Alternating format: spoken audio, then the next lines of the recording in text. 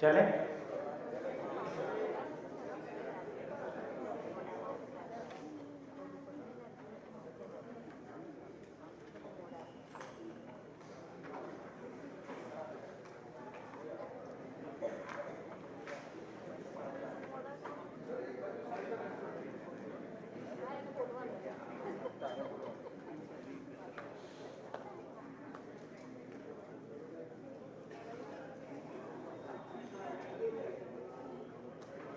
हाँ जी, बताइए आगे किधर चले? आगे चले कि फिर सुखी होने का सिलेबस क्या है?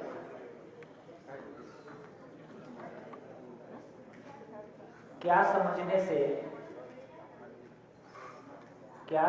से डेफिनेशन तो निकल के आ गई कि व्यवस्था को समझना सुख है।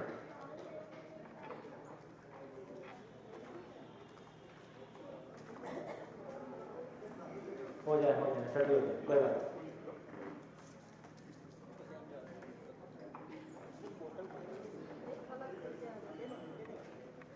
जीवन वॉश हो रहा है, मुख वॉश कर रहे हैं।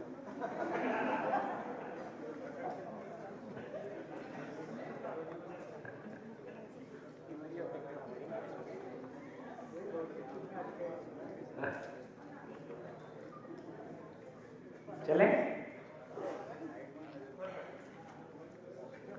तो ये क्लैरिटी हमारी बन गई। देखिए ये बहुत साफ सुथरा हमको अपनी जिंदगी में दिखता है कि समस्या छोटी हो बड़ी हो, समस्या बराबर दुख। और जब भी तो अभी मैं यदि पूछूं तो हम लोग समस्याओं से दुखी होते हैं कि नहीं होते? होते। हाथ खड़े करो जो लोग समस्याओं से दुखी होते हैं। ठीक हो गया? सब झूठ बोलते हैं। हम समस्याओं से दुखी होते हैं या समाधान का ना होना हमारी पीड़ा है?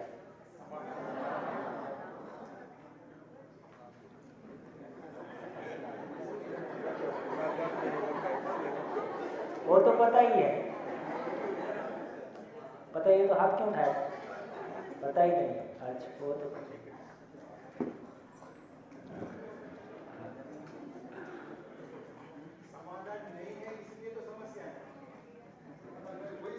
नहीं ये बात ठीक है, ऐसा बोलोगे तो कोई दिक्कत नहीं है।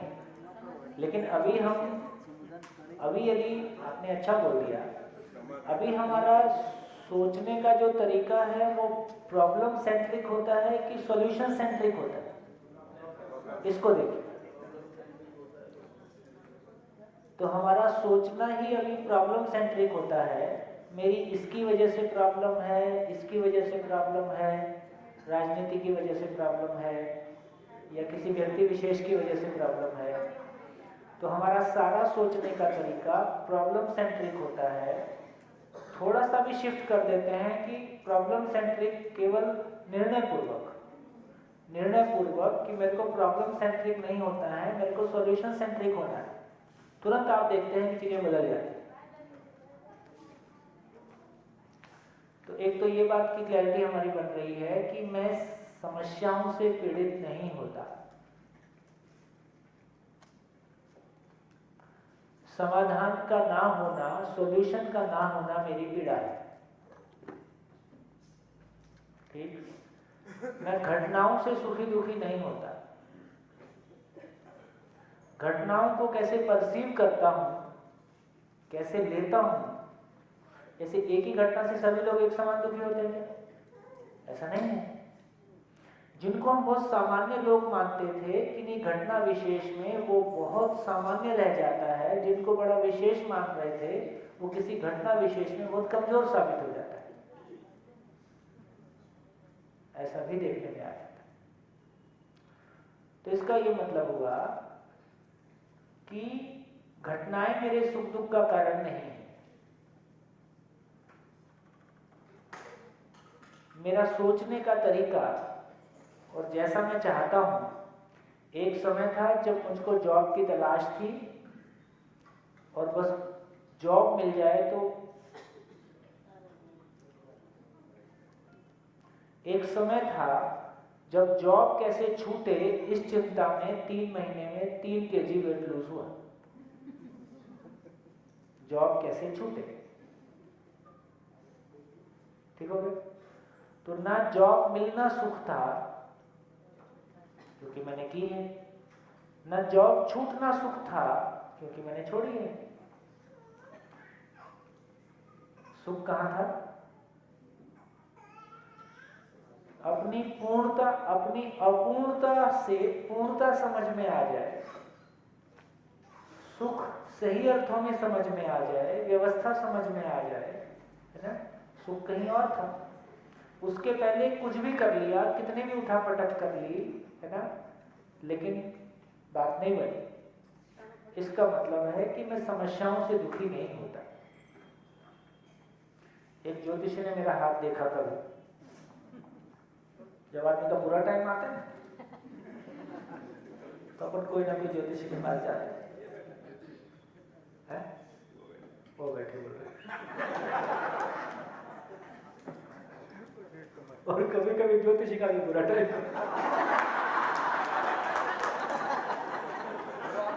वो किसके पास जाए?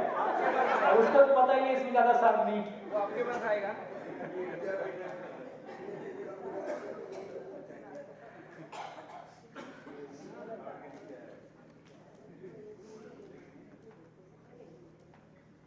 तो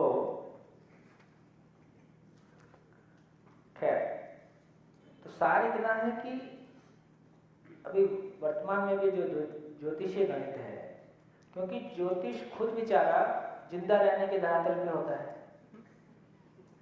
ज्योतिषी सामान्यतः, तो उसके इंटरप्रिटेशन भी शरीर के धरातल पे ही होते हैं। तो शरीर के धरातल पे उपलब्धियों को वो उपलब्धियों के रूप में बताते हैं, और जो शरीर से के लिए अनुकूल नहीं है उनको समस्या या कष्ट के रूप में बताते हैं। लेकिन इतने सालों में मेरा दृष्टिकोण कष्ट के प्रति बदला है। मुझको लगता है कि जब भी शारीरिक कष्ट आते हैं, बशर्ते कि थोड़ी सी आंख खुली हो या उसको एक ऐसा वातावरण उपलब्ध हो जहां वो कष्टों को से पीड़ित होने की बजाय उसको अपनी समझ को बढ़ाने के लिए, है ना, जब भी कोई कष्ट आते हैं वो हमारे किसी न किसी अहंकार को तो तोड़ता ही है। शारीरिक कष्ट आए, आर्थिक कष्ट आए, मानसिक कष्ट आए, तो वो समझने के लिए ज्यादा अनुकूल समय हो सकता है। तो मैं सिर्फ अभी इतना कह रहा हूं कि समस्या से हम पीड़ित नहीं हैं। घर में सास बहू की नहीं बन रही है, पति के साथ नहीं बन रही है, अपने मन में उदासी है ना, तो मैं समस्या से पीड़ित नहीं हूं। मेरी पीड़ा यह है कि समाधान मेरे पास नहीं है। सच्चाई यह है, जबकि अभी मैं समस्या से पीड़ित होता हूं। यदि मुझको ये पता होगा कि समाधान का ना होना ही पीड़ा है, तो मेरे सोचने का तरीका कैसा होगा? यदि मैं समस्या से अपने आप को पीड़ित मानता हूं, तब मेरे सोचने का तरीका कैसा होगा? कि मेरी किस्मत ही खराब है, मेरे साथ ही होता है ना, वगैरह वगैरह। यदि मेरे को ये पता है कि समाधान की कमी, समाधान का ना होना ही मेरी पीड़ा है, तो फिर मेरा थॉट प्रोसेस कैसे काम करेगा? समाधान का। तो किसी व्यक्ति से मिलूंगा जिसके पास मेरे को उम्मीद होगी कि समाधान मिल सकता है, या मेरी ही जिंदगी में ढूंढूंगा, मेरी ही जिंदगी में, है ना। डरा हुआ व्यक्ति चीजों को रिजॉल्व नहीं कर पाता है, लेकिन यदि उसको पता है कि ये समाधान की कमी है, तो वही व्यक्ति यदि समाधान ओरिएंटेड सोचता है, तो उसी व्यक्ति की जिंदगी में आगे पीछे कोई चीज उसको दिख जाएगी। रास्ते बिल्कुल आजू बाजू रखे होते हैं। जब भी हम किसी समस्या से जूझ रहे होते हैं, रास्ते भी आजू बाजू होते हैं, हमारा ध्यान भर नहीं जाता। तो इस चर्चा से ये निकल के आया कि समाधान केंद्रित जीवन कैसे जिया जाए, घटना केंद्रित जीवन नहीं जिया जाए। सारी घटनाएं किसी समाधान की तरफ, समाधान की कमी का इशारा करती हैं। सारी घटनाएं कोई मेरे पास समाधान है उसको मेरे को, तो घटनाएं मेरी जिंदगी में मेरे व्यक्तित्व को देखने का आईना है। ये बात पहुंची? घटनाएं मेरी जिंदगी में मेरे व्यक्तित्व को देखने का आईना है, कुछ घटनाएं मेरे व्यक्तित्व की कमजोरी मुझको दिखाती हैं, कुछ घटनाएं मेरे व्यक्तित्व की ताकत मुझको दिखाती है। क्या मैं हूं और क्या मैं नहीं हूं, इस बात का परिचय मुझसे घटनाएं कराती हैं।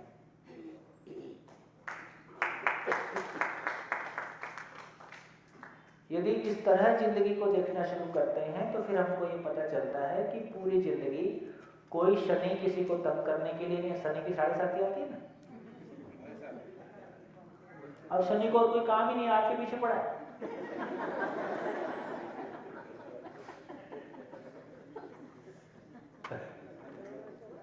वो बोले किसी किसान की 7.5 शुरू हो गई, तो पंडित जी उसको बोले कि 21,000 का खर्चा है, कष्ट दूर हो जाएगा। तो बोले मेरे पास तो 21,000 नहीं है। तो बोले 11 कर। बोले 11 भी नहीं है। बोले 5 कर। बोले 5 भी नहीं। बोले 1 ही कर दो। बोले सच्चाई ये है कि 1 भी नहीं। बोले चल 500 ही कर दे। बोले सच्चाई यही है कि 500 भी नहीं है। बोले 500 भी नहीं है तो शनि भी तेरा क्या बिगाड़ेगा।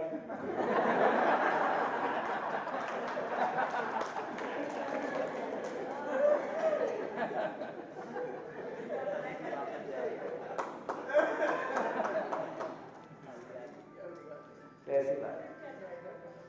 तो देखिए, मेरी तो ये बहुत क्लियर धारणा बनी है कि जिंदगी, कोई बात, आराम से आराम, अच्छी टोन अच्छी।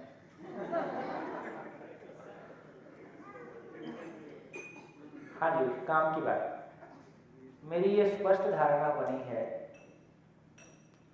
यदि बचपन से ही ये स्पष्ट धारणा बच्चों के मन में आ जाए तो जिंदगी में चीजों को देखने का नजरिया कैसा हो सकता है वो अभी हमारी कल्पना के बाहर है। क्या नजरिया? कि मैं हूं, ठीक, मैं हूं मतलब मैं सोचने समझने वाली चीज हूं।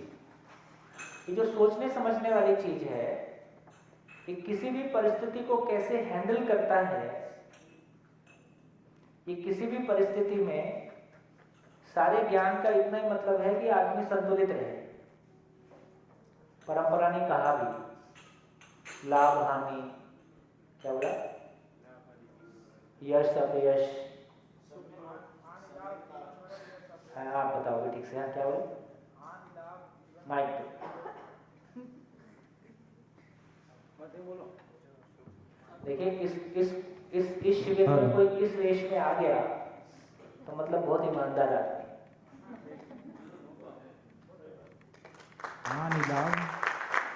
हम आपका स्वागत करते हैं। पहले भी कुछ शिविरों में आ चुके हैं, लगातार बहुत ईमानदारी से ये चाहें तो बड़ी कथाएं करें और मोटा पैसा उड़ाएं, वो इन्होंने किया भी है, इनको बहुत आता भी है, उसमें ये बहुत योग्य भी है। लेकिन अब इनको लगता है कि नहीं यार, ये मेरे को नहीं करना। इस एज में एक व्यक्ति, और खासकर गुजरात में तो कदरदानों की कमी नहीं। फिर भी जो आपके मन की पवित्रता है उसका हम सभी सम्मान करते हैं, और इसमें आप सफल हों, हम सभी इसकी कामना।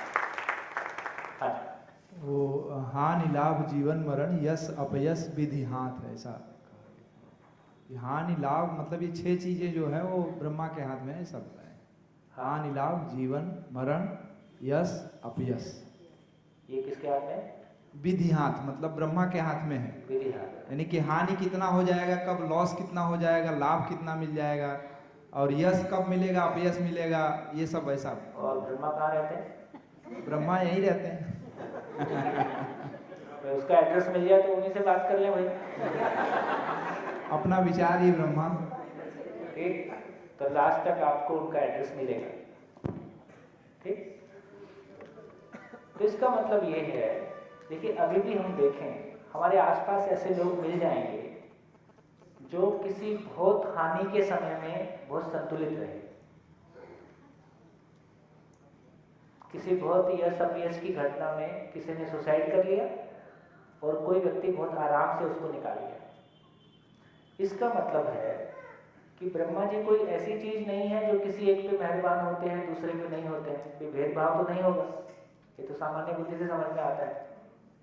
इसका मतलब है कि फिर ये क्या चीज है। खैर अभी इतना ही माने कि इन सभी परिस्थितियों में हम सुकून के साथ रह सकें। अच्छा, ये परिस्थिति तो कभी कभी आती है, लाभ जिंदगी में, यदि बिजनेस कर रहे हैं तो कोई मोमेंट होते हैं जब लाभ होते हैं, ये तो सब लगा रहता है।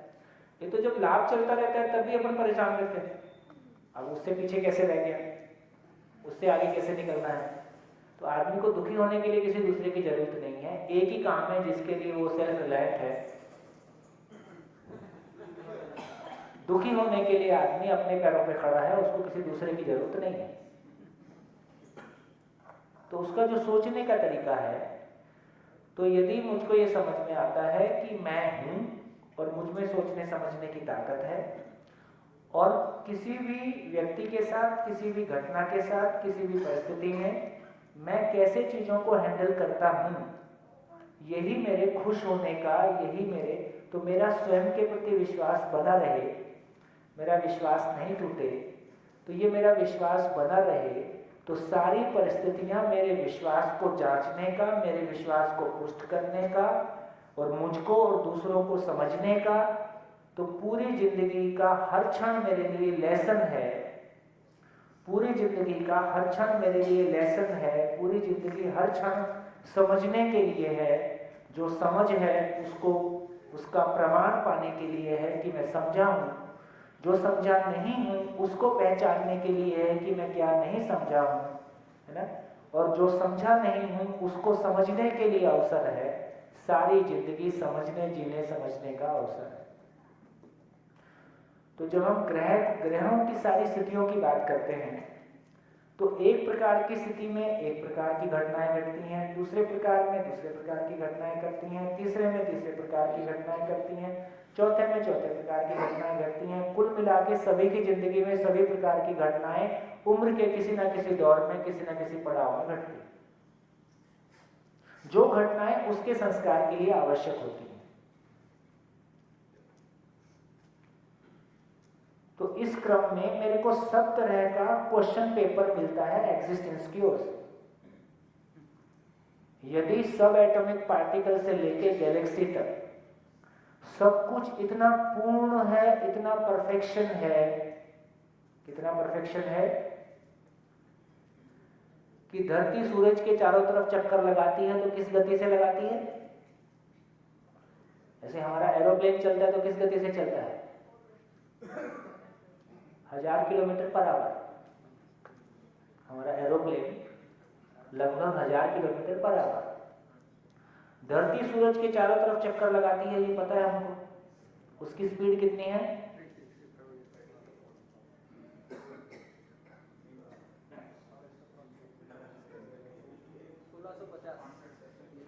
एक 1,09,000 किलोमीटर पर आवर।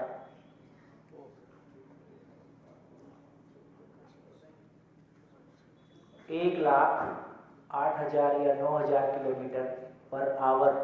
एक घंटे में 1,00,000 किलोमीटर। 12,800 किलोमीटर का डाया, उस पे 70% पानी, उस पे इतना बड़ा ग्लेशियर और इतना बड़ा मरुस्थल और इतने सारे लोग और इतने सारा सब सामान, इतना बड़ा एरोप्लेन बिना वीजा पासपोर्ट के 1,00,000 किलोमीटर पर आवर की गति से दौड़ रहा है। हाँ, यदि वो सिविल कॉन्ट्रैक्टर को पता चल जाए तो डर के मारे बिल्डिंग नहीं बनाए। सब कुछ इतना तेज चल रहा है, हिल डुल गया तो।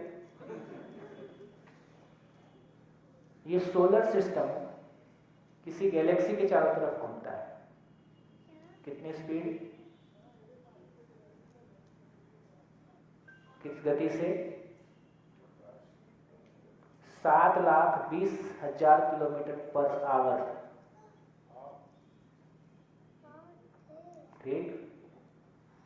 और ये गैलेक्सी फिर वो आगे किसी का चक्कर लगा रही, 22 lakh kilometre per hour. Atom के अंदर पार्टिकल, हीलियम का पार्टिकल अपनी ऑर्बिट में 77 लाख किलोमीटर पर आवर, कितनी गतियां जो हमारी कल्पना के बाहर। ठीक। और ये मामा, चंदा मामा, इस मामा की तो बेचारे की वाट लग गई। इसको धरती के चारों तरफ भी घूमना है और धरती 1 लाख किलोमीटर से भाग रही, इसको लगातार उसके चारों तरफ घूमना है। तो चांद को 1 लाख किलोमीटर की स्पीड से आगे भी घूमना, आगे भी जाना है, पैरेलल उसका चक्कर भी बनाए रखना है। फिर सोलर सिस्टम 7 लाख किलोमीटर से चला और मामा बेचारा उनके पीछे पीछे। तो मामा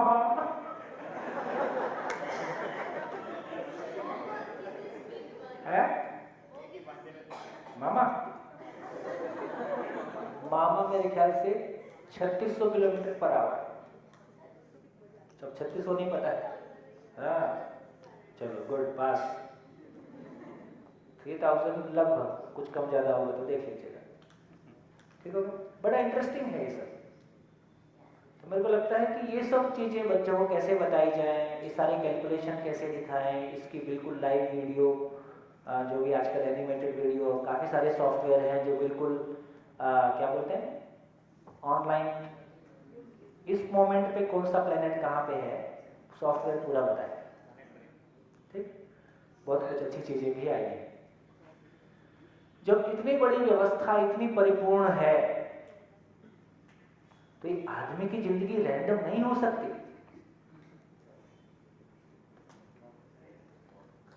ये बात ध्यान में जाता है। यदि इतनी बड़ी व्यवस्था इतनी परिपूर्ण है, जहां एक सब एटॉमिक पार्टिकल का भी लक्ष्य निश्चित है, कोई भी सब एटॉमिक पार्टिकल बिना लक्ष्य के नहीं होगा, वो किसी न किसी व्यवस्था का हिस्सा होगा, है ना। तो ये आदमी लक्ष्य विहीन नहीं हो सकता, इसकी जिंदगी रैंडम नहीं हो सकती, मेरी जिंदगी में घटने वाली घटनाओं का भी कोई मतलब होगा। और यदि ये एग्जिस्टेंस में सभी इकाइयां एक दूसरे के पूरक हैं, तो मेरी जिंदगी में घटने वाली घटनाएं मुझको दुखी करने के लिए आई हैं, कोई व्यक्ति मेरी जिंदगी में दुखी करने के लिए आया है, इसकी बजाय उसको सोचने का कोई दूसरा तरीका भी हो सकता है। तो जब ऐसे सारा सोच के देखते हैं तो उसका इतना ही मतलब है कि मानव की मौलिकता ये है कि उसमें समझने की सामर्थ्य है, और सामर्थ्य सीमित है कि अनलिमिटेड है? अनलिमिटेड है। सभी मानव में समझने की ताकत समान रूप से अनलिमिटेड है। ये समझने की ताकत शरीर में है कि शरीर से भिन्न किसी रियलिटी में है? ये समझने की ताकत शरीर में है, शरीर से भिन्न कोई रियलिटी है, उसको धीरे धीरे समझेंगे। वो जो समझने की ताकत है, वो समझने की ताकत ही मैंने पहले भी बार बार कहा, जब भी आदमी नहीं समझता उसको लगता है मैं नहीं समझ पा रहा हूँ, तुम नहीं समझते हो। समझना ही सुख है और नहीं समझना ही दुख। तो ये समझने की जर्नी आगे बढ़े, ये समझने की जर्नी आगे बढ़े। यदि आप कल्पना करें कि सारी जिंदगी आपको कोई दुख नहीं हो और कोई बिल्कुल कोई परिस्थिति ऐसा अलग ना आए, तो क्या हम सोचेंगे? मेरे को लगता है कि बढ़िया संदर्भ मेरे ध्यान में आ रहा है, आपसे शेयर करूं। आदरणीय नागराज जी, जिनके माध्यम से ये अनुसंधान हुआ, एक दिन उनसे बैठ के चर्चा हो रही थी और चर्चा में किसी से चर्चा कर रहे थे, तो उनके मुंह से निकला कि जो होता है अच्छा ही होता है। अब हम लोग बहुत लॉजिकल और रैशनल सोचने वाले, अब कोई भी लाइन ऐसी सुनी तो कान खड़े हो गए। तो वो तो उठ के चले गए। तो मैंने उनसे पूछा कि आपने कहा कि जो होता है अच्छा ही होता है, दुनिया में रेप होता है, दुनिया में तमाम घटनाएं होती हैं, किसी की जिंदगी बर्बाद होती है, इतने युद्ध होते हैं, इसमें क्या अच्छा होता है? तो उन्होंने जो बात कही वो बहुत मेरे को सोचने लायक लगी। तो उन्होंने कहा कि देखो, दो ही रास्ते हैं। या तो एक प्लेनेट ऐसा है जहां पे माँ बाप, एजुकेशन सिस्टम, व्यवस्था, सभी जागृत हैं, सभी समझदार हैं, और उसमें पैदा होने वाले किसी बच्चे को, है ना, क्योंकि वो आचरण दिखाई देता है जो श्रेष्ठ आचरण है, तो लगातार वो श्रेष्ठ आचरण को फॉलो करता हुआ अपने लक्ष्य को पा लेता है। ये एक स्थिति हो सकती है, ये एक स्थिति। दूसरी स्थिति ये है कि एक प्लेनेट ऐसा है जहां अभी लोग इवॉल्व नहीं हैं। यदि अभी मैक्सिमम लोगों को देखोगे तो मैक्सिमम लोग कैसे हैं?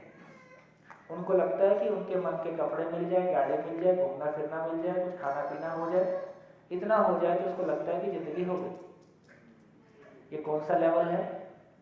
ये मन का लेवल है, ये मन के लेवल पे जीते हुए लोग हैं।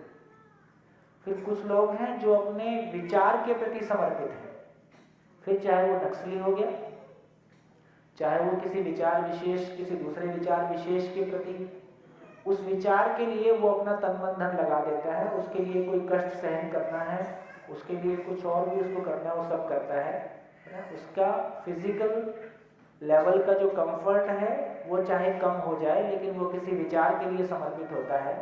ये उसके विचार के लेवल का आदमी है। यदि अभी इन दो, इसके ऊपर 3 लेवल और हैं, अभी इन 2 लेवल की ही बात करें, यदि संसार की पॉपुलेशन को हम देखें, अपने आसपास के पूरे समाज को देखें, तो हमको कैसे लोगों की संख्या ज़्यादा दिखाई देती है? मन का लेवल कि विचार का लेवल? मन का लेवल। यदि पॉपुलेशन को प्रतिशत में बोलें तो पॉपुलेशन में से कितना प्रतिशत लेवल मन के लेवल पे है और कितना प्रतिशत विचार के लेवल पे है? ठीक है, लगभग 99% जो है मन के लेवल पे चल देगा, 95% चल देगा। मुश्किल से 1% मास होगा जो किसी विचार के आधार पे अपनी जीवन शैली या विचार के लिए समर्पित होता है, चाहे उसके लिए उसको भौतिक नुकसान क्यों ना उठाना पड़े, अपनों के साथ क्यों ना कोई स्ट्रगल करनी पड़े। ऐसे लोगों की संख्या आप देखोगे तो बहुत कम है। अब क्या यदि इस प्लेनेट के ढंग से देखेंगे तो इसकी अगली क्लास क्या है? मन के लेवल पे जीते हुए लोग विचार के लेवल पे आ गए, मन के लेवल पे जीते हुए लोग विचार के लेवल पे आ जाए, ये इवोल्यूशन का स्टेप ऐसे ही जाएगा। विचार के लेवल पे जीते हुए चित्त के लेवल पे, चित्त के लेवल पे जीते हुए बुद्धि के लेवल पे, उसके लेवल पे जीते हुए अगले लेवल, यही इवोल्यूशन का स्टेप है। अब यदि इस प्लेनेट पे जागृति नहीं है तो फिर दूसरा तरीका क्या होगा? जब भी हम किसी विपरीत परिस्थिति से गुजरते हैं तब हम ज्यादा सोचते हैं कि, या जब अनुकूल परिस्थितियां होती हैं तब हम ज्यादा सोचते हैं? विपरीत परिस्थिति। जैसे राकेश भाई की धर्मपत्नी चली गई, अब राकेश भाई का पूरा पूरा जो एक बना हुआ फ्रेम था वो फ्रेम ही टूट गया। जब भी हमारी जिंदगी में कोई ऐसा घटनाक्रम आता है जिससे एक बार को सब कुछ हिल डुल जाए, ये घटनाक्रम हमको सोचने के लिए, बहुत सोचने के लिए मजबूर करता है। मेरे साथ ही क्यों हुआ, है ना, ये ठीक क्यों नहीं है वगैरह। जब आदमी घटनाक्रम से गुजरता है, लोग मर गए अखबार में पढ़ा, अलग बात है, कोई मेरा गुजर गया फिर बिल्कुल अलग बात है ना, फिर बिल्कुल अलग बात। और मेरे पे अब बात आ गई, है ना। एक इस बात को बोलते बोलते एक बढ़िया घटनाक्रम याद आ रहा है। दिल्ली में एक बहुत, जिनको बड़े आदमी कहा जाता है, जो दिल्ली जैसे स्टेट को चलाते हैं, उसमें किसी एक प्रमुख भूमिका में कोई एक व्यक्ति, नाम नहीं लूंगा क्योंकि आप लोग जानते हो, उस प्रमुख भूमिका में कोई एक व्यक्ति, उसने अपने पद पे रहते हुए जो कुछ भी किया, रिटायर होने के बाद वो वापस कभी अपने मित्र से मिलने आए जिनके साथ उन्होंने काफी कुछ उल्टा सीधा भी किया था। मिलके बोले कि यदि मैं ठीक हो जाऊं, डॉक्टर ने बता दिया कैंसर है, 3 महीने का मामला है। अब 3 महीने का मामला है, मौत सामने है। तो वो मिलने, लंबी कहानी है, मिलने के लिए आए और रोए, बोले मैं अमेरिका जा रहा हूँ इलाज कराने, यदि बच गया तो मेरे को काम करने का मौका देना, मेरे को पैसा नहीं चाहिए, पर कुछ दिन साथ में काम करके जो पीछे की कड़वाहट है जो मेरे अंदर थी, कम से कम वो नॉर्मल हो जाएगी। दोनों गले मिलके रोए और जो होना था हो गया।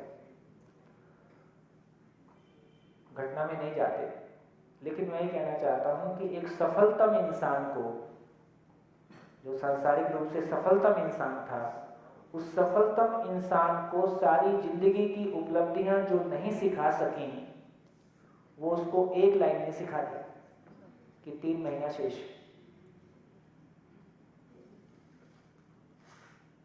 तो क्या महत्वपूर्ण था? जिंदगी भर की उपलब्धि। यदि जीवन के ढंग से सोचोगे, यदि जिंदगी के सार के ढंग से सोचेंगे, तो महत्वपूर्ण क्या था? जिंदगी भर की उपलब्धियां थी या वो एक लाइन थी? वो एक लाइन थी। ठीक हो गया? तो यदि जिंदगी के ढंग से सोचते हैं तो जिंदगी की कमाई इतनी है कि समझ में क्या आया? सार इतना ही। Cash in hand, cash in hand यही है कि रियलाइजेशन कितना हुआ, समझ में कितना आया, वही साथ जाता है। ना आदमी खाली हाथ आता है ना खाली हाथ जाता है। बोले खाली हाथ आया था खाली हाथ जाएगा, काय के लिए इतने धक्के खाने आते हैं? कोई मतलब नहीं है ना किस यात्रा का। नहीं, उनका भी ऐसा कहना नहीं है। वो कहता भी नहीं कोई तुम फिजिकल चीजें नहीं ले जाओगे, ऐसा बोल रहे। तो ना खाली हाथ आया था ना खाली हाथ जाता है। तो पता चलता है किसी अपूर्णता के साथ आता है, पूर्णता को ले जाना चाहता है। फिर पता चलता है ना जाता है ना आता है, इधर ही रहता है।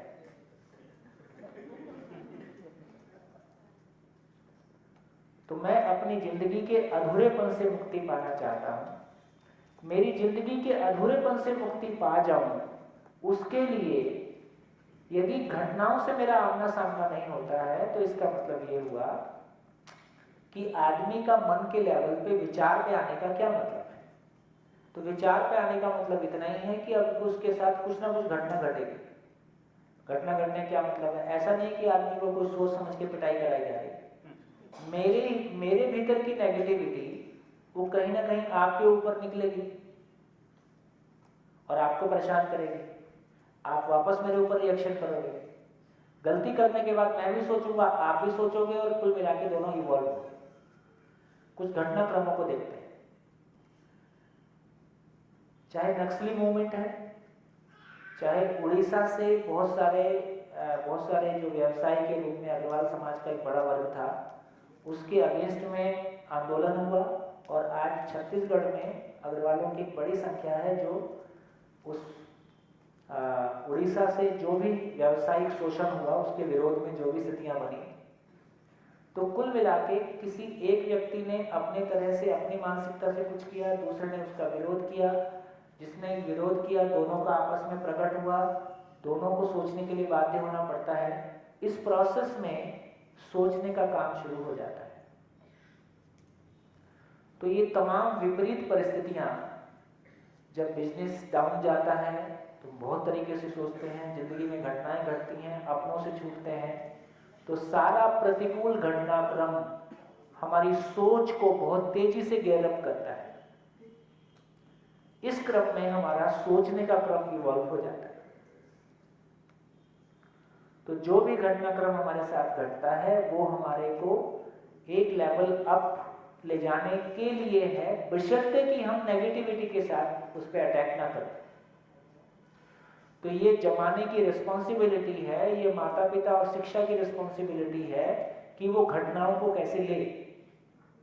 यदि घटनाओं को उसको पॉजिटिवली लेना आ जाए तो साथ में घटने वाली घटनाएं जो हर दिन घट ही रही हैं, उनको अपनी किस्मत और अपना प्रारब्ध और अपना बुरा भला मानने की बजाय उसमें मैं उसको हैंडल नहीं कर सका और मेरे पास समझ होगी तो मैं इसको हैंडल कर पाता, तो मेरे समझ में कमी को पहचानने के लिए अवसर है और मेरे समझ में कमी को पूरा करने के लिए अवसर है। तो जिंदगी की सारी घटनाएं एग्जिस्टेंस का दिया हुआ क्वेश्चन पेपर है। उस क्वेश्चन पेपर को देख के जिन क्वेश्चंस को हम बढ़िया से अटेम्प्ट कर पाते हैं, उसमें ये पता चलता है कि मेरे पास ये क्लैरिटी थी, और जिन क्वेश्चन पेपर को हम ठीक से अटेम्प्ट नहीं कर पाए उस मामले में मेरी क्लैरिटी नहीं थी। तो कहाँ मेरी क्लैरिटी बनी है, कहाँ मेरी क्लैरिटी नहीं बनी है, इसको पहचानने का हमारे पास एकमात्र जरिया है घटनाक्रम।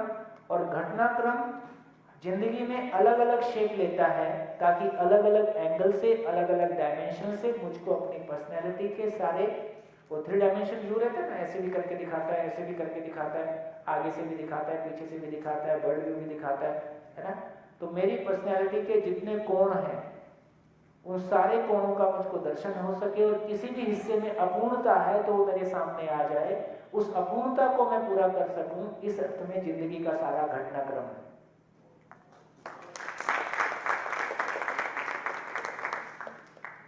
कैसा रहेगा?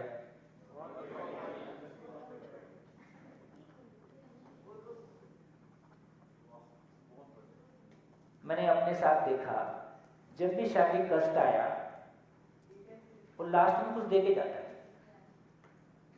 उस समय में जिंदगी में कुछ ना कुछ चेंज आया, तो मेरी बड़ी आस्था बन गई, कष्ट आया अब कुछ मिलने वाला,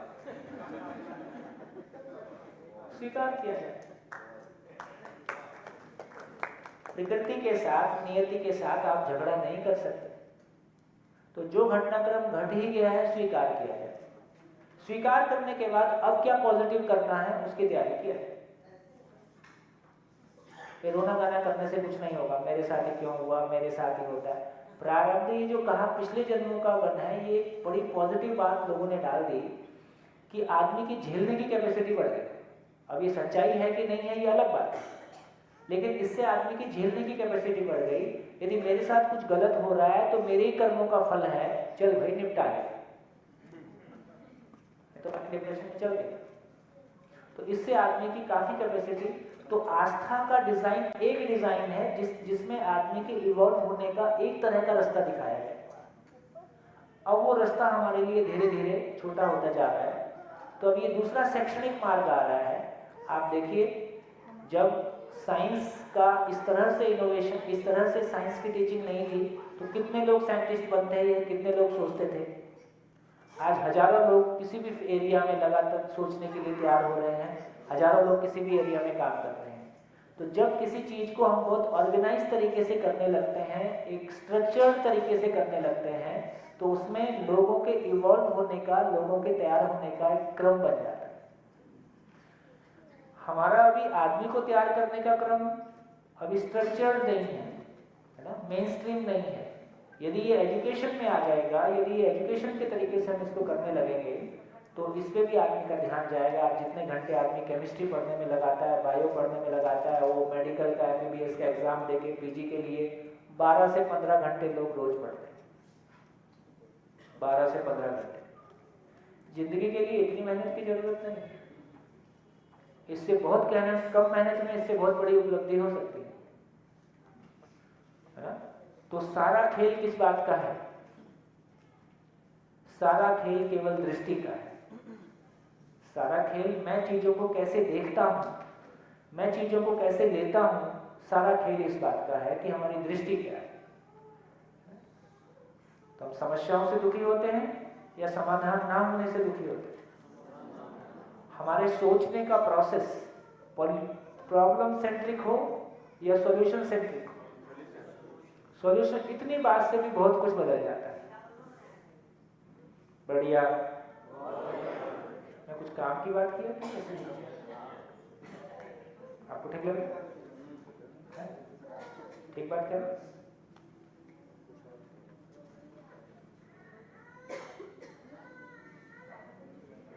इसके सिवा कोई रास्ता नहीं, और सच्चाई भी यही है। सच्चाई भी यही है। मूल में ये कह रहे हैं कि यार तुम कोई बड़ी ताकत हो और तुम तमाम चीजों से अप्रभावित चीज हो। मूल बात इतनी कह रहे हैं।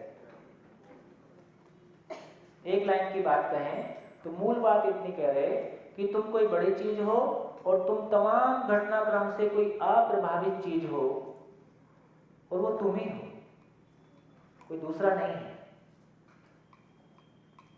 तो मेरी ही स्थिति जो पोटेंशियल मुझ में है, उसको रियलाइज करने का काम एजुकेशन है, उसको रियलाइज करने का काम है ना। शिक्षक वो लोग हैं जिनको देख के मुझको भरोसा हो जाए यार ऐसा हो सकता है।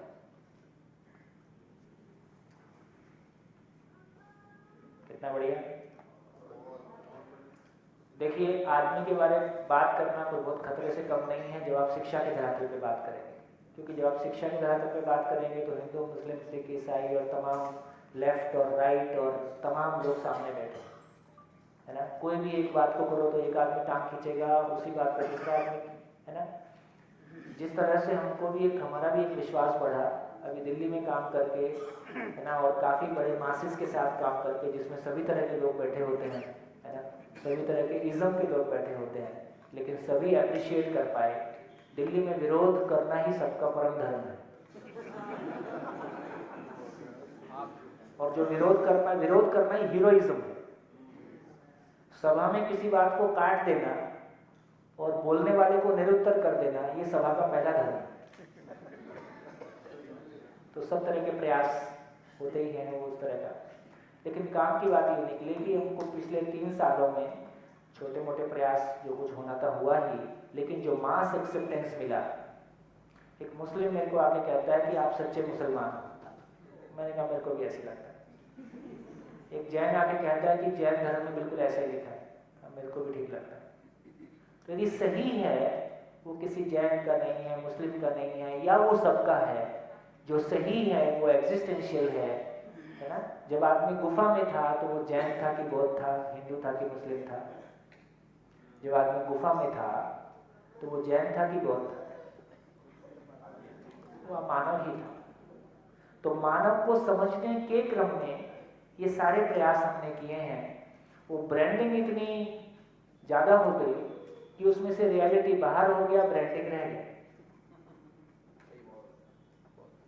क्या फर्क पड़ता है, आप स्वामीनारायण विधि से समझो कि आप, है ना, किसी दूसरी विधि से समझो।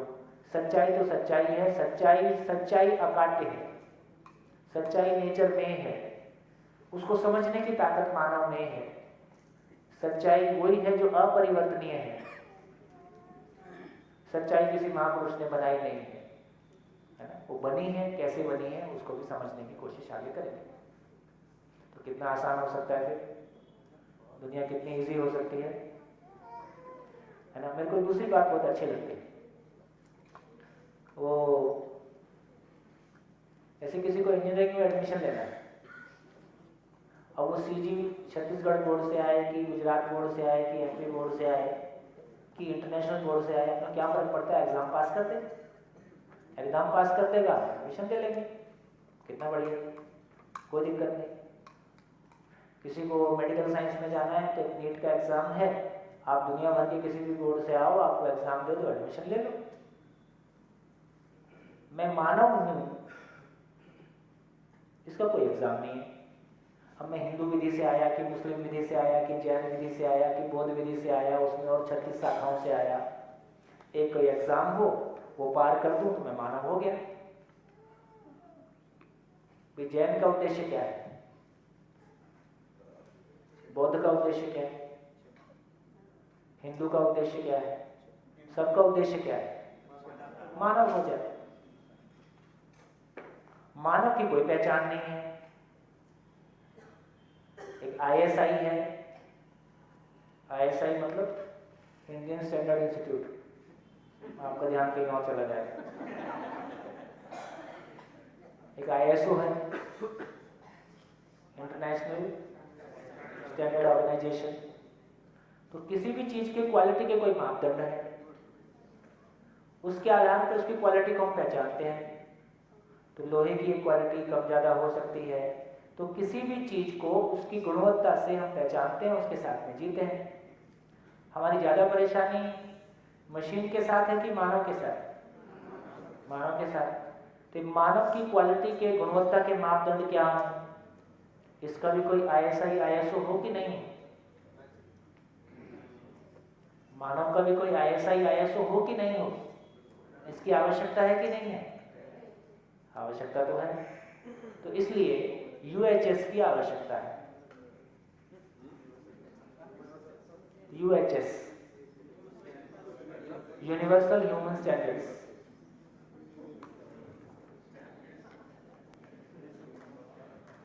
यदि मानव की गुणवत्ता का कोई मापदंड होगा, यूनिवर्सल ह्यूमन स्टैंडर्ड्स कोई चीज होगा, तो मैं जैन विधि से आया, कोई दिक्कत नहीं भाई, यूनिवर्सल स्टैंडर्ड्स ये हैं, मैं कितना हो पाया मैं चेक कर लूँ। मैं जैन विधि से आया तो मैं चेक कर लूँ, बौद्ध विधि से आया, सारी विधियों का सम्मान है, सारी विधियां जिसको जो सूट कर जाए उसमें कर लो। अभी भी हम करते तो यही है। मेरे परिवार से मैं आर्य समाजी हूँ, लेकिन मैं अब आर्य समाजी नहीं हूँ। अच्छा, आर्य समाजी घर में एक आदमी होता है, बाकी सभी कहने लगते हैं हम लोग आर्य समाज से जुड़े हैं, किसी को आर्य समाज की किताब का कोई पता नहीं। हम सब में से कितने लोगों ने हम जिन मूल धारणाओं को मानते हैं उसके ग्रंथ हमने व्यक्तिगत रूप से पढ़े?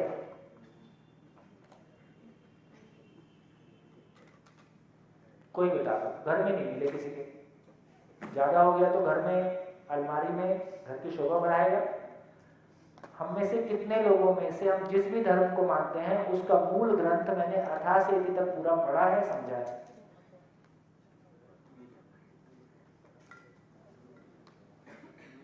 नहीं पढ़ा तो ऐम ही चल रहा है बस। मैं हिंदू हूं, मैं मुस्लिम हूं, हिंदू को हिंदू होने का पता नहीं है, मुस्लिम को मुस्लिम होने का पता नहीं, लड़ रहे बिना बात। तो ये जो कोई तो जगह ऐसी हो जहां दिल खोल के बात कर सके, जहां ये थोड़ा सा पैकिंग उतार के है ना आराम से बात हो सके, तो शायद वो एजुकेशन ही हो सकती है जहां हम खुल के बात क्या बोल रहे? पैकिंग उतार के बात हो सकती है, तो पैकिंग के साथ तो बात नहीं हो सकती। इसलिए हम लोगों ने अपनी कोई पैकिंग नहीं रखी। भाई जैसा आप पहनते हो ऐसा हम भी पहनते, पहले भी ऐसे ही पहनते थे। पैकिंग से क्या फर्क पड़ेगा? दबाव हो रहता है अनावश्यक। आपने पहन लिया, अच्छी बात है, आप उसको निभाओ।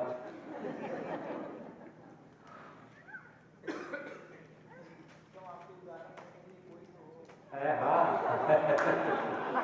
नहीं, अब तो भाई इस पैकिंग का एक सम्मान है, तो जो लोग इस पैकिंग के साथ ही सुनना चाहते हैं तो वो ऐसी वाला आदमी चाहिए ना। और वो सन्यासी लोग तो हमको ऐसे नहीं सुनेंगे। सन्यास में सन्यासी व्यक्ति गृहस्थ को ऐसे भी दोयम दर्जे का मानता है, सेकंड क्लास सिटीजन है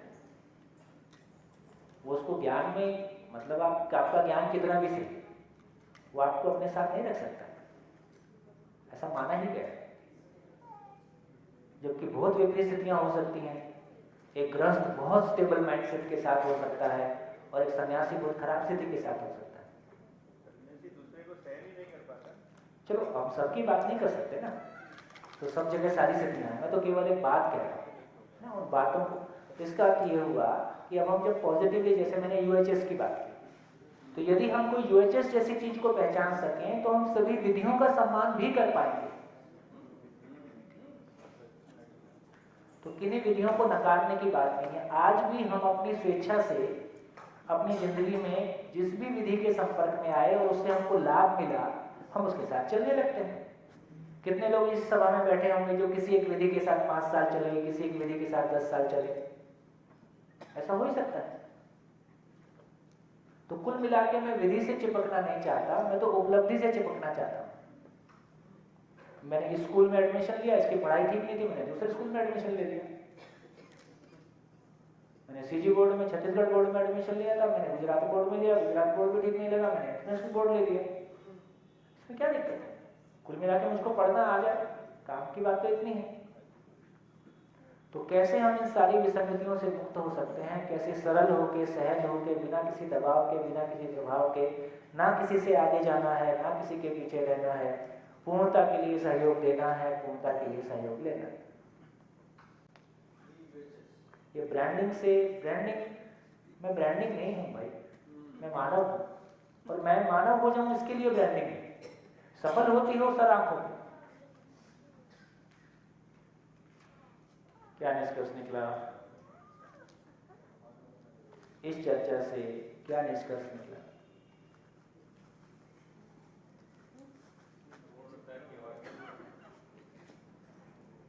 ठीक हो गया? यूएचएस ठीक लग रहा है? इसकी आवश्यकता है तो धीरे से चर्चा करेंगे कि यूएचएस क्या हो सकता है ना? चलिए, दिन ऐसे निकल जाता है।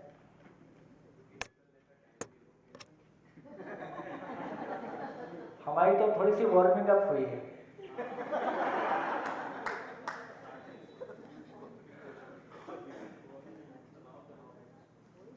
चलिए एक बढ़िया बात और रख देता हूँ, फिर आज की बात को पूरा करते हैं। थोड़ा सा आगे बढ़ते हैं।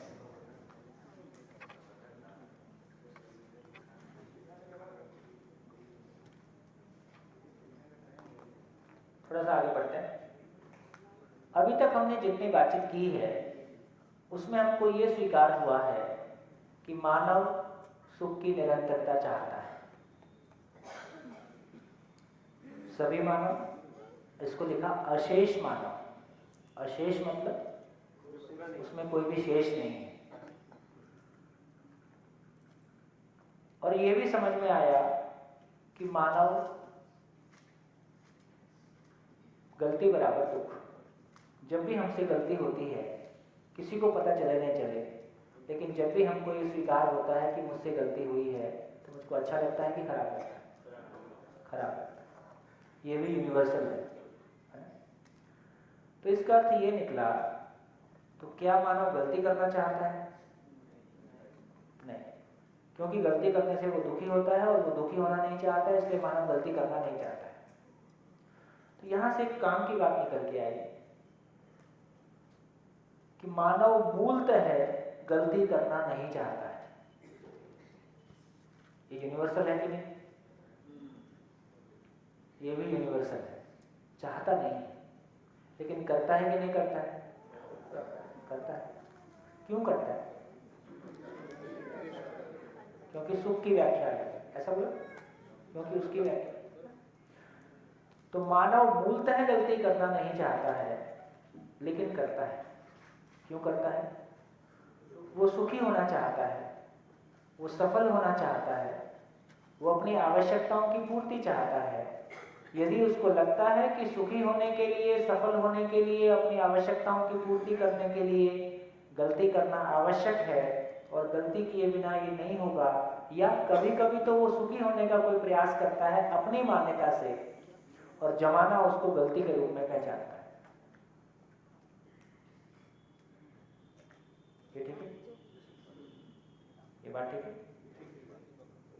ठीक ठीक 30 के नीचे वाला ठीक लग रहा है? बात पहुंच रही? इसको उल्टा कर देते हैं।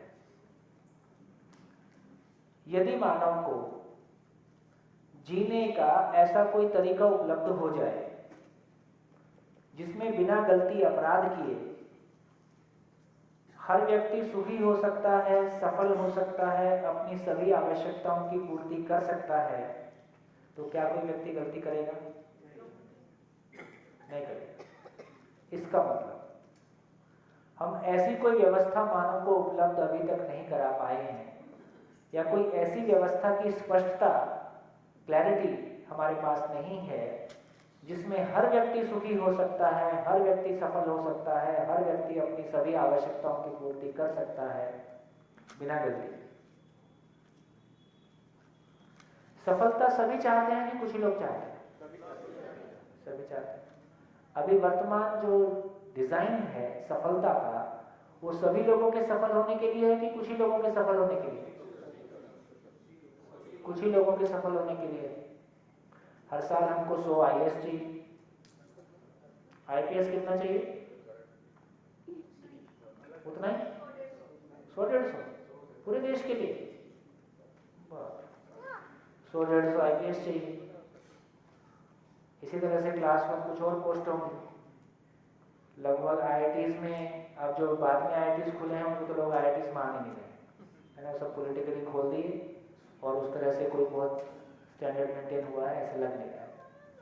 तो इसलिए ऐसे भी IIMs को भी वो ABC IIM अलग है, अहमदाबाद, बैंगलोर और कलकत्ता, ये ABC कैटेगरी अलग है और बाकी कैटेगरी अलग है।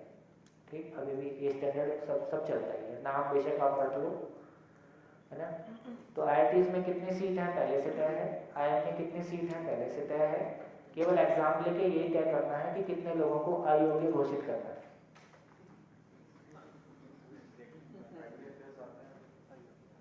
अभी आप ही बता रहे थे मेरे को रास्ते में, गैस्ट्रो का सुपर स्पेशलिटी में पूरे देश में 22 सीट, एक स्टेट के हिस्से में एक गैस्ट्रो भी नहीं आता है, तो आप पेट खराब मत करना।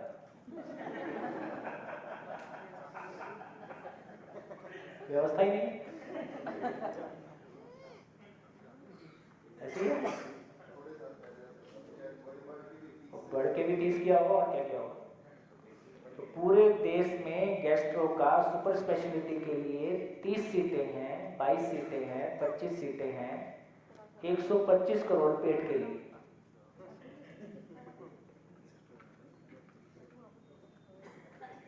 तो या तो देश में योग्य लोग नहीं हैं, या देश की व्यवस्था अयोग्य है, या सभी के पेट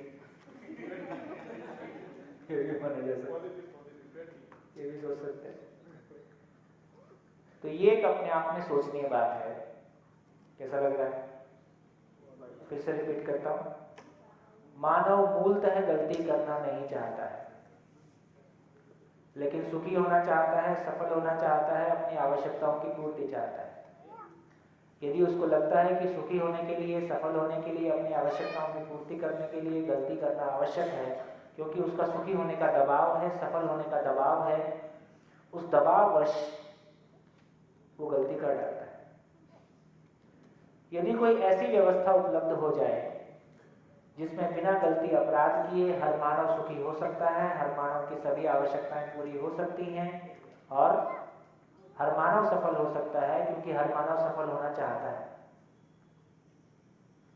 हर मानव सफल होना चाहता है, अवसर कुछ ही लोगों के हैं, इसलिए प्रॉब्लम। तो क्या लगता है, ऐसी व्यवस्था की आवश्यकता है कि नहीं? ऐसी व्यवस्था का कोई स्वरूप हो सकता है कि नहीं हो सकता?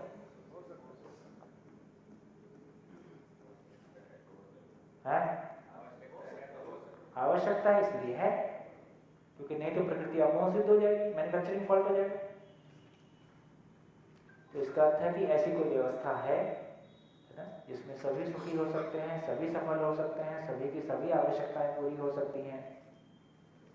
तो ऐसी कोई व्यवस्था है। तो उसको समझने के लिए कल करें।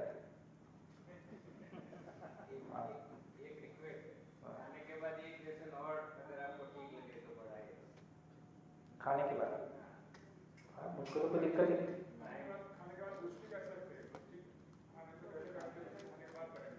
अच्छा, खाने तक सेशन चला था, इतनी हिम्मत है आपकी? नहीं, हम लोग अहमदाबाद चले जाएंगे। है? हम तो अहमदाबाद चले जाएंगे। अहमदाबाद वाले कितने हाथ उठाए? नहीं, हम तो रायपुर ले जाएंगे।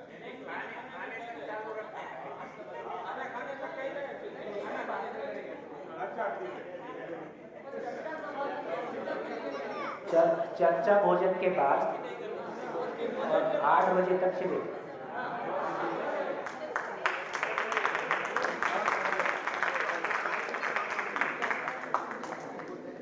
ऐसा मेरे शिविर लेने के लगभग 18 साल के इतिहास में पहली बार हो रहा है।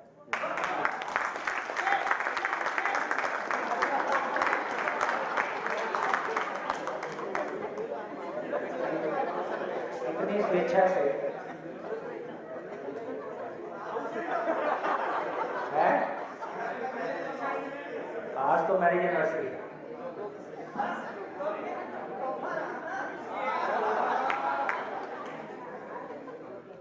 पर मुझे बहुत दुख के साथ कहना होगा कि ऐसा नहीं हो सकता।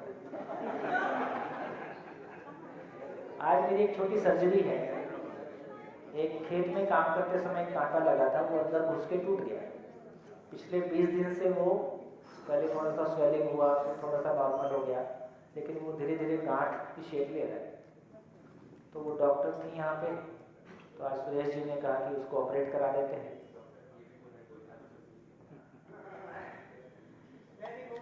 तो ऐसा करते हैं कि आज आप गोष्ठी कंटिन्यू करिए, है ना? आज सेटिंग हो गई है ना? आज जाना है, तो आज जाना है। कल से हम करेंगे, बिल्कुल निश्चित करेंगे। तो आज मैं सर्जरी छोटी सी करा के आ जाता हूँ, छोटा सा ही है मामला। फिर कल से हम करेंगे। लेकिन सभा को खूब खूब धन्यवाद, जैसा आप मन लगा रहे हैं और जैसा है ना हम चल पा रहे हैं, तो काफ़ी सुखद लग रहा है। और कल से हम करते हैं आज आप दिन भर में जो कुछ हुआ, दिन भर में देखिए मुझको लगता है कि आज की चर्चा दृष्टिकोण पे ज़्यादा फोकस्ड रही है। आज दिन भर हमने यदि देखा जाए तो दृष्टिकोण पे बात किया है। तो जिन लोगों की सभा में थोड़ी सी अच्छी पकड़ बनी हो, वो उस बात को सभा में गोष्ठियों में अच्छे से कर पाएँ, ताकि हम सभी एक लेवल पे आ पाए। जितना हम एक लेवल पे आ जाएंगे उतना हमारा कल का सफ़र ज़्यादा इफेक्टिव होगा, ज़्यादा सही होगा। बढ़िया, नमस्कार, फिर मिलेंगे कल सुबह 9 बजे। गोष्ठी के जो मेंटर्स हैं प्लीज़ पहले बाहर आ जाए। आज मेरे साथ जो बैठने वाले हैं वो मेरी बात ध्यान से सुने। जो कपल्स आए पति पत्नी वो मेरे साथ बैठेंगे, बाकी जो मेंटर्स है उसके साथ बाकी का ग्रुप बैठ जाएगा। ठीक है, सुना आपने? जितने पति पत्नी कपल्स में हैं वो मेरे साथ बैठेंगे और दोनों साथ में बैठना अनिवार्य है, तो बट मत जाना। ठीक है, आप 1-2 मिनट 5 मिनट फ्रेश होना तो हो जाइए, मैं यहाँ पर हूँ आगे।